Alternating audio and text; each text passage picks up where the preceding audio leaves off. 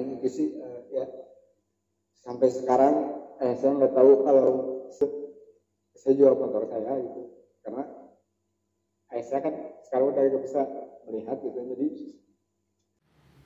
Assalamualaikum warahmatullahi wabarakatuh. Halo kawan dan kawan semua, alhamdulillah kali ini kita bisa berjumpa lagi dalam dialog antar jiwa.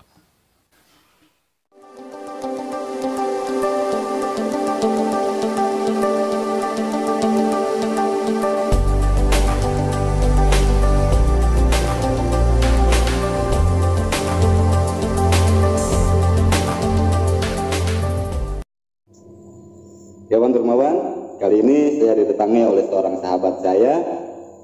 Dia adalah seorang entah siapa, kita nanti tanya aja langsung kepada beliau. Kita perkenalkan Kang Widi M. Pratama ya Kang ya? Sehat Kang? Sehat. Yang Widi M-nya apa Kang? M-nya Muhammad. Kenapa disingkat Muhammad ya? Karena terlalu panjang. Panjang. KTP-nya M aja. Singkat ya. Jawabannya itu cuma singkat, kita terlalu panjang. Kirain ada apa aja gitu. Nah, oke Kang. Mungkin akan bisa perkenalan dulu siapa-siapanya mangga. Boleh. Nama saya Widi Muhammad Pratama ya, biasa dipanggilnya Widi. Dan sekarang saya seorang mahasiswa yang di drop out. Kontras sekali dengan konten video kemarin ya. Kalau kemarin kan videonya contoh-contoh yang baik, kalau saya contoh yang gagal. Enggak juga. Ya terus udah kita aja. Nah gini Kang, mungkin kan Akang itu kan seorang mahasiswa yang drop out, Ya. keluar ya intinya mah. Nah kenapa sih Kang bisa sampai keluar kayak gitu? Karena dari awal saya tujuan kuliah itu bukan untuk mendapat gelar ataupun untuk sampai lulus. Saya dulu kuliah itu emang pengen nyobain pengalaman kuliah itu seperti apa. Kan sayang biaya Kang. Kebetulan waktu itu saya emang ngebiayain sendiri sih. Ya tetap aja, biaya sendiri juga sayang kan sebenarnya. Ya itu tadi saya biaya itu ditukar dengan pengalaman yang luar biasa. Jadi apa namanya itu apapun yang kita lakukan pasti selalu ada timbal baliknya buat kita ya. Akan walaupun mungkin akan tidak mendapatkan gelar yang orang-orang lain kejar, akan mendapatkan pengalaman yang sangat berharga mungkin ya kan ya. Nah lalu kan setelah drop out nih apa yang akan lakukan setelah itu? Saya lebih ke fokus ke usaha saya sekarang. Jadi waktu itu sebenarnya alasan kuliah itu dulu untuk alasan keluar kerja Kang. Jadi di tempat kerja dulu saya itu gak boleh keluar. Kerja di mana Kang? Di salah satu supermarket yang ada di Cianjur. Itu lah pokoknya. Yang ada di ya terus. Jadi pas ketika saya mengajukan resign, alasannya selalu gak ada penggantinya. Terus kata teman saya tuh coba alasannya kuliah. Waktu itu saya nulis surat resign lagi dengan alasan kuliah langsung di ACC. Karena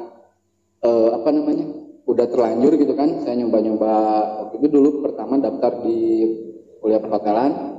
Tapi karena saya masih ada kontrak 1 bulan, jadi perkuliahan itu mulai saat saya sedang masih kerja. Jadi saya nyobain di Universitas Cianjur yang di itu ngambil bahasa Inggris. Pas Bisa. Alhamdulillah. Yes. bisa ngandelin Google Translate sih. Jadi pas akhirnya cemplung lah dengan kuliah, dan waktu itu dalam pikiran saya gimana sih caranya saya bisa minimal nyobain 1 bulan dulu lah gitu kuliah, meskipun mengorbankan banyak tenaga, uang segala macam. Dan pertama kali saya bilang ke orang tua gitu ya, ketika saya pengen kuliah, orang itu cuma bisa nangis gitu. Maksudnya mereka tuh pengen ngebantu saya, cuman mereka nggak bisa gitu. Akhirnya saya bilang udah nggak usah mikirin biayanya, biar saya yang bisa sendiri gitu kan. Awal-awal lingkungan sekitar saya, teman-teman gitu, saudara-saudara menyepelekan karena saya kuliahnya telat gitu ya. Lulus sekolah tuh tahun 2010, kuliah tuh 2016. 6 tahun dulu. 6 tahun. Jadi mereka orang-orang sekitar saya tuh bilang udah kamu udah terlalu tua dan telat juga gitu kan. Padahal kan untuk menuntut ilmu itu nggak ada batas usia, nggak ada kata waktu terlambat gitu kan. Akhirnya saya nekat 1 bulan nyobain kuliah, ternyata rame gitu kan. Jadi dari awalnya iseng-iseng untuk alasan keluar kerja, menemukan lingkungan yang baru, sampai terakhir tuh semester 5 baru saya udahlah ini saya fokus ke hal-hal lain gitu. Jadi kuliahnya udah di stop di situ. Memang 2 kali saya disekalikannya gitu. Mereka bilang ngapain sih kuliah, ujung-ujungnya kan nggak selesai juga. Cuman yang mereka belum tahu itu saya dapat lingkungan yang baru, yang menyenangkan, yang benar-benar beda dari pengalaman-pengalaman saya yang sebelumnya. Tapi kan saat memutuskan Akang untuk berhenti kuliah, otomatis kan yang mungkin niat awalnya akan cuma sekedar iseng, tapi ternyata pas sudah terjun ke kampus, akan menemukan hal-hal yang baru yang mungkin belum akan dapatkan dari sebelumnya. Iya. Nah, sehingga akhirnya di semester 5 Akang itu memutuskan untuk berhenti. Mungkin itu kan berat dong, Kang? Berat sih, karena saya lebih beratnya menemukan teman-teman kelas gitu, lingkungan kelas, lingkungan organisasi yang benar-benar menerima saya gitu. Mereka tidak tahu background saya seperti apa gitu, tapi mereka sangat respect terhadap saya, sangat menghargai saya, karena sebelumnya saya dari SD, SMP, SMA tuh nggak punya benar-benar punya temen gitu.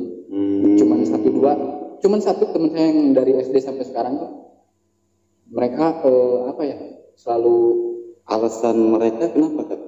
gak tahu kenapa, karena saya kurang gaul mungkin, atau saya terlalu polos buat mereka. Tapi terlihatnya akan gaul banget kalau saya sampai gaul ya, coba. Karena waktu saya kuliah itu saya menemukan ini ternyata lingkungan saya. Tapi satu poin yang saya dapat dari jawaban Akang tadi, sebelum Akang masuk ke sekolah, Akang berbicara terhadap orang tua. Iya. Akang meminta izin ke orang tua, ya kan? Iya. Berarti dengan konotasi yang mungkin kata Akang tadi, orang lain memandang Akang itu dengan mata telanjangnya itu, sebelah matanya itu ada sesuatu yang ada dalam diri Akang yang orang lain tahu gitu. Iya. Sampai Akang berani izin ke orang tua untuk melakukan sesuatu itu gitu. Banyak orang yang terlihatnya cool, keren, tetapi mereka enggak peduli dengan orang tua gitu, kan. Nah, di sini Kang, kenapa sih Akang sampai izin ke orang tua? Apa menurut Akang pribadi orang tua itu seberharga apa gitu, Kang, menurut Akang? Sangat pentingnya, karena saya juga dididiknya oleh ayah saya terutama sangat diistimewakan gitu. Meskipun saya cowok, ayah saya tuh lebih memperlakukan saya tuh lebih ke kayak anak cewek gitu.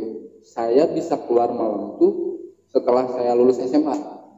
Sebelum zaman SD, SMP, SMA, apalagi SMA kan biasanya udah mulai bergaul banyak sama temen gitu kan. SMA aja saya maghrib harus sudah ada di rumah.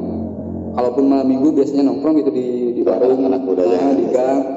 Itu jam 8 tuh udah ada yang nyusul kakak saya atau mama saya dulu gitu. Jadi benar-benar jangan sampai kepengaruh sama orang lain gitu, didikan orang tua. Makanya saya kalau apa-apa harus minta izin orang tua. Nah, kawan-kawan semua yang dirahmati Allah, tadi di intro saya sengaja sudah menyebutkan tentang siapa beliau. Saya sengaja untuk menyimpannya untuk saat sekarang. Serta buat kalian perlu yang harus kalian tahu, di balik pakaian yang seperti ini, dengan celengannya, dengan jangkuannya kayak gini, kalian perlu tahu bahwa beliau itu adalah owner dari tempat makan ada Cianjur, katanya Seafood. Selain itu, beliau juga seorang stand up komedi di Cianjur. Beliau pernah manggung di sekolah-sekolah, bahkan akan kenal dengan mungkin stand komedi yang ada di ini ya, Kang, ya? Kayak siapa, Kang, yang pernah manggung bareng?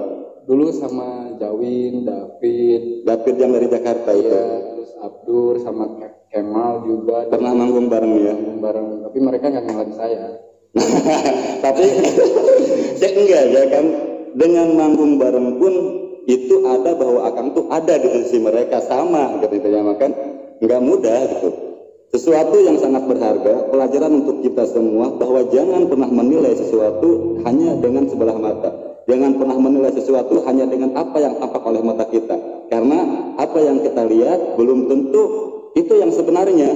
Mungkin kesederhanaan beliau, Kang Widi, hanya menunjukkan sisi supaya beliau tidak terlihat seperti orang yang kayak gimana. Namun kerja kerasnya sampai mempunyai tempat makan yang mungkin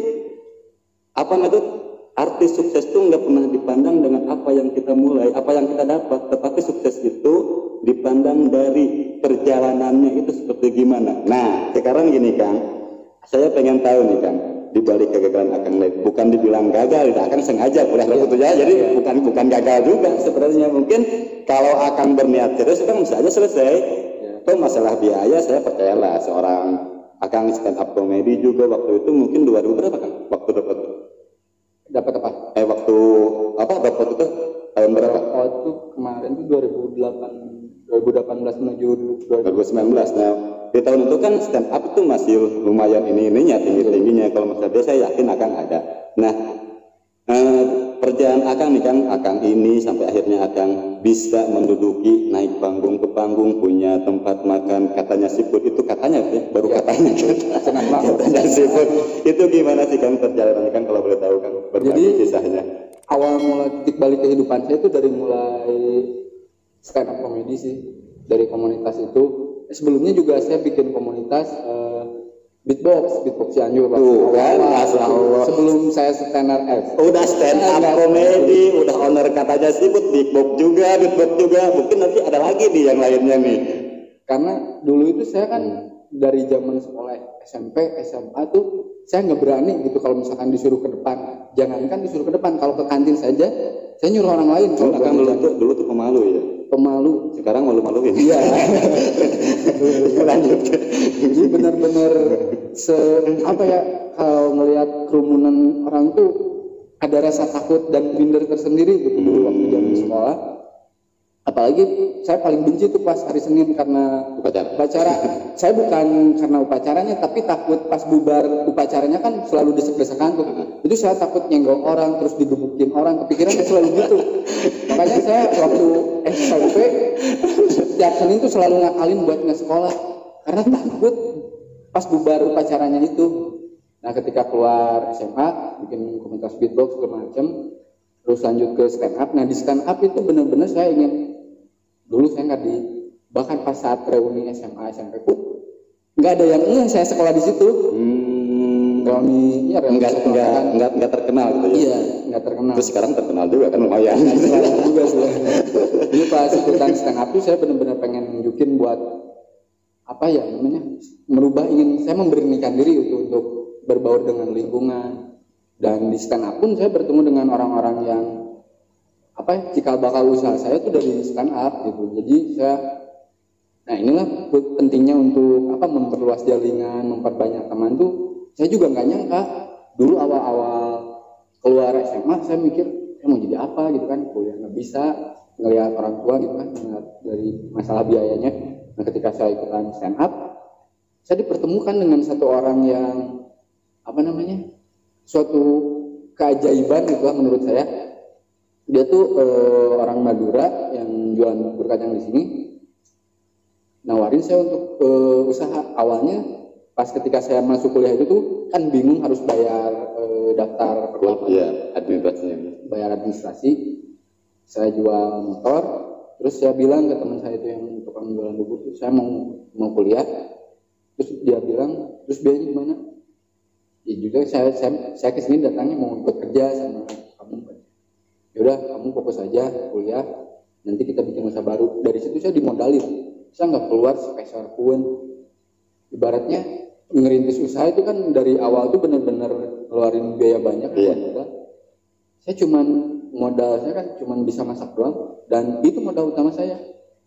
Dia yang ngeluarin biaya, dan sampai akhirnya 6 bulan, cuma berjalan 6 bulan karena nggak bangkrut lah istilahnya. Dia pun nggak meminta ganti rugi atau segala macam. Di situ saya mulai menemukan keanehan, kok bisa gitu ya, ada orang sebaik itu menolong saya tanpa mengharapkan imbalan gitu. Dari situ saya mulai mikir, ketika semester 3 ke 4 pun saya mulai kesusahan tuh, ini gimana bayar semester. Ngobrol sama dia, sempat ngebantu juga buat bayarin semester kuliah saya. Orang tua nggak tahu tuh, orang tua tuh berjalan sendiri aja. Iya, saya nggak mau nyeritain beban ke orang tua, takutnya kan jadi pikiran mereka. Makanya kalau orang tua sananya gimana kuliah gini, lancar, udah bayaran udah. Sampai sekarang pun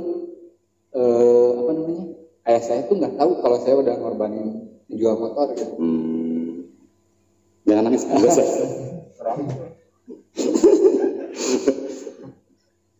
Serius. Tapi ini bukan nangis, bisa lihat matanya berkaca-kaca, ini bukan nangis, ini bukan settingan, bukan bohong. Walaupun dia ketika ini dia hatinya lembut. Dia saat berbicara tentang orang tua, dia mengeluarkan air matanya. Silakan lanjutkan. Paling itu sih ya sampai sekarang saya nggak tahu kalau saya jual motor saya gitu, karena saya kan sekarang udah nggak bisa melihat gitu, jadi saya juga belum berani gitu untuk mengakui kesalahan saya. Jadi saya selalu nanya, gimana motor udah diservis?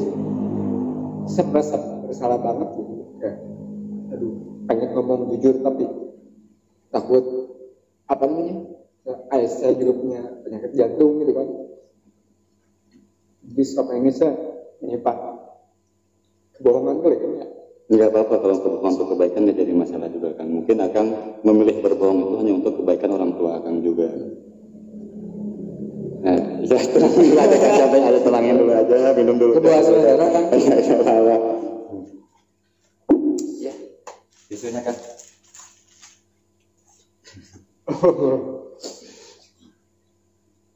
Gimana gula? Jadi bingung kan.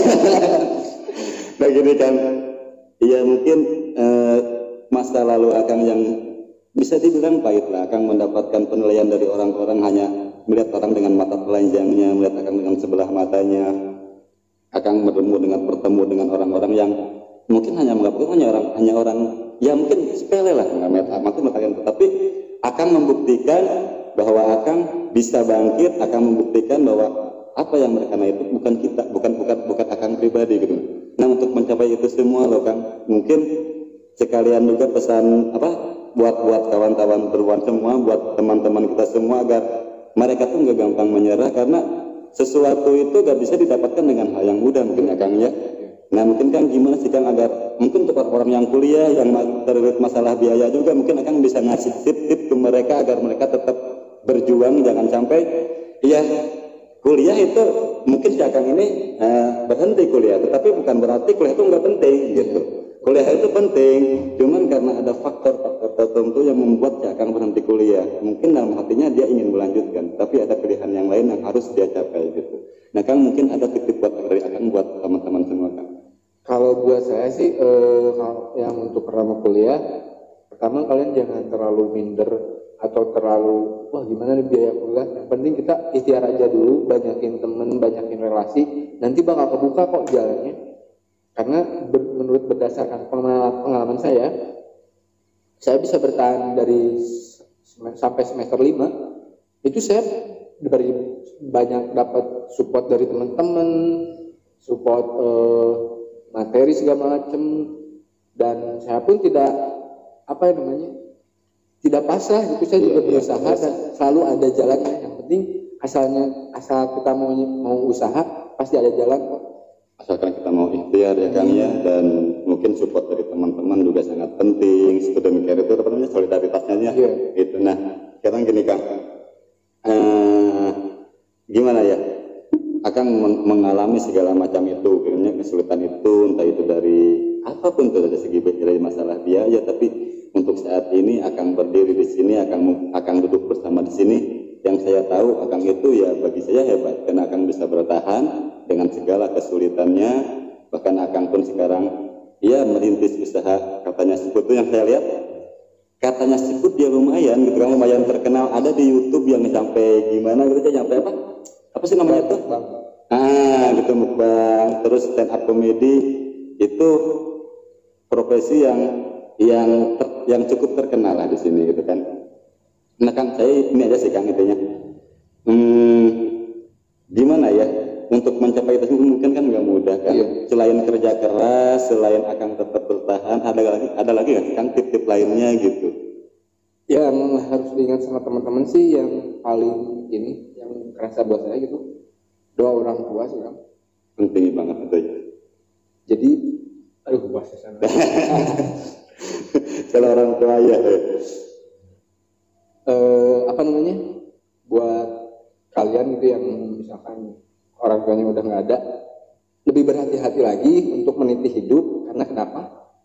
Karena 70% kita udah kehilangan 70% amin untuk kita gitu. Ketika orang tua udah nggak ada, doa orang tua itu 90% kelihatannya lebih mujarabnya daripada doa kita sendiri gitu. Makanya kalau kalian masih ada orang tuanya lengkap, selalu minta izin ke orang tua, selalu minta doa restu, dan itu sih yang paling penting, yang kerasa banget buat saya, karena saya bisa seperti sekarang ini mungkin dari doa-doa mereka. Ya kan. Ya oke Kang, pesan-pesannya Kang, pesan-pesan apa itulah pokoknya. Dari tadi banyak pesan yang disampaikan oleh Akang, banyak sekali pesan yang saya dapat, tetapi saya ingin pesan yang paling intim dan apa yang mungkin yang tadi Akang kayaknya menyimpan sesuatu saya lihat. Apa kali pesan ini? Lebih ke apa ya? Jangan menyerah sih intinya, Kang. Jangan pernah dengerin orang lain gitu ngasih komentar atau menyepelekan gitu ya. Dulu saya emang sering dapat kritikan kayak gitu dan langsung ngedown. Ternyata itu malah bikin apa ya? Jadi kepercayaan diri saya berkurang.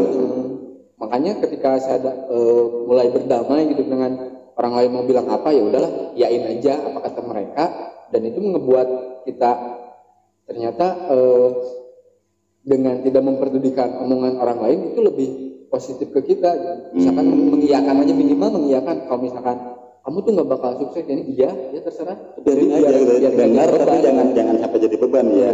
Nanti itu akan terbiasa ketika kalian 2 tahun atau 3 tahun kemudian mendapatkan sepelean atau cemoohan kayak gitu, itu bukan menjadi hal yang baru lagi buat kalian. Ya, oke, kawan-kawan semua, terkadang hidup tak sesuai dengan apa yang kita inginkan gitu kan. Apa yang menurut kita buruk terkadang itu baik menurut Allah, dan apa yang menurut kita baik itu belum tentu buruk buat Allah gitu ya, Mak. Nah, kawan-kawan yang dirahmati oleh Allah, pada dasarnya bentar Kang, ini mau closing nih, tapi ada pertanyaan dari netizen nih Kang, bentar. Ada pertanyaan, mana pertanyaannya Kang? Ada pertanyaan. Ini dari @_ nggak tahu sih. Iya, ini pertanyaan gini Kang. Pengalaman kerja terburuk dan paling diingat oleh Akang apa? Pengalaman kerja terburuk sih yang pertama yang dulu di supermarket itu benar-benar yang saya pernah disindir gitu oleh mantan manajer saya dulu gitu. Kan saya dulu bagian masak. Saya tuh pernah masak capcay gitu, di tes waktu itu di tes masak capcay, dan cuma hal sepele masukin kecap manis gitu, dan itu jadi bahan omongan di hampir 3 minggu gitu. Walaupun cuma sepele kesalahannya ya. Dia bilang ini kok kayak di pinggir jalan capcaynya, bukan standar perusahaan kita. Di tiap briefing itu di perusahaannya tuh ada namanya Rabu Belajar, itu selalu ngebahas kesalahan saya gitu. Dari situ saya merasa wah ini bukan hubungan saya gitu. Ketika lewat depan karyawan yang lain gitu, selalu apa namanya, si Widi agak bisa masak gitu. Sampai manajer saya pun bilang menyindir saya dengan kalimat sebaik-baiknya orang adalah orang yang bermanfaat orang lain. Waktu itu melihat kinerja saya, otomatis kan saya langsung benar-benar kepukul gitu kan. Seolah-olah nggak bermanfaat gitu ya. Iya, saya capek segala macam itu nggak dilihat, yang dilihat itu cuma kesalahan kecil gitu. Dari situ saya mulai, yaudahlah, kita mending nyari lingkungan yang benar-benar support kita gitu. Dan di perkuliahan saya menemukan itu. Iya, terkadang orang menilai kita itu gimana ya, 1000 kebaikan yang kita lakukan kadang-kadang hancur hanya gara-gara satu kesalahan, bahkan nggak sengaja kesalahan itu juga gitu kan. Nah, oke, ada lagi gak pertanyaan? Udah, oke, kawan-kawan semua, banyak pelajaran yang kita dapat dengan Kang Widi, bahwa sesuatu yang kita temui hari ini itu belum tentu itu buruk untuk kita selanjutnya gitu. Nah, itu tuh setiap perjalanan yang kita setiap langkah yang kita setiap langkah perjalanan kita jadikan sesuatu pelajaran yang berharga untuk kita lebih baik lagi di masa depan. Itu aja mungkin yang bisa kami sampaikan pada saat ini. Mohon maaf atas segala kekurangannya. Wabillahi taufiq wal hidayah. Wassalamualaikum warahmatullahi wabarakatuh. Sampai jumpa. Penuhun kan?